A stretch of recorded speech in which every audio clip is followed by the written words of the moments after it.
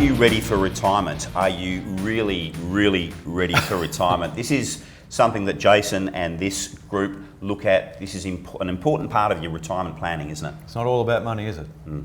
It's about having a plan other than money for what you are going to do in retirement, because depression in retirees is a problem.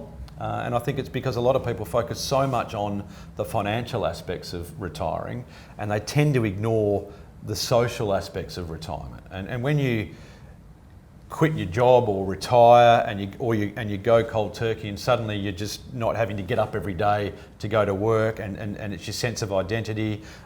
Sometimes work is also your social life. So it's really important to have a plan for when you do retire that doesn't involve money. So your financial planner can help you with your bank balance and your investment mix and making sure you've got enough money to live and be happy and prosperous, but you need to find something to do.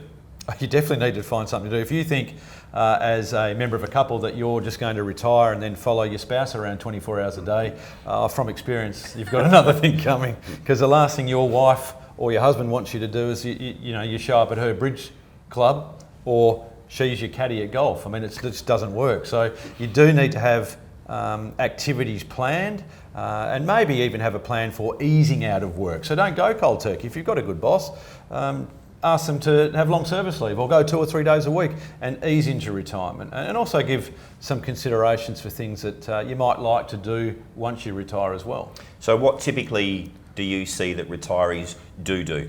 I think there's a common list, and one of them is travel.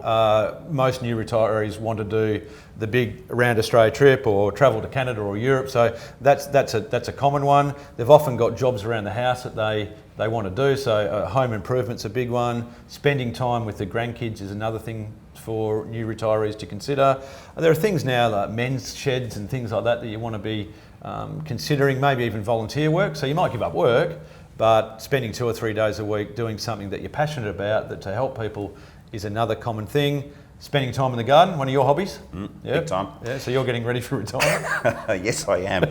So it is legitimate and fair to talk to your financial planner, not only about the financial side of your retirement future, but also about, I guess, the social side and the psychological side. Yeah, it's equally as important. You can have all the money in the world and your planner can do a great job, but if they don't alert you to the fact that you might have millions of dollars, but if you retire with no mates and nothing to do, you're not going to have a happy retirement. So it's really important to marry the two together. Yes, focus on having enough money to retire to do the things you want to do, but also ensure that you have got things to do, and you've also got separate things to do from your spouse. So you've each got your own activities, your own interests, your own social networks, and therefore when you get together at the end of the day over dinner or a glass of wine, you actually got something to talk about as well.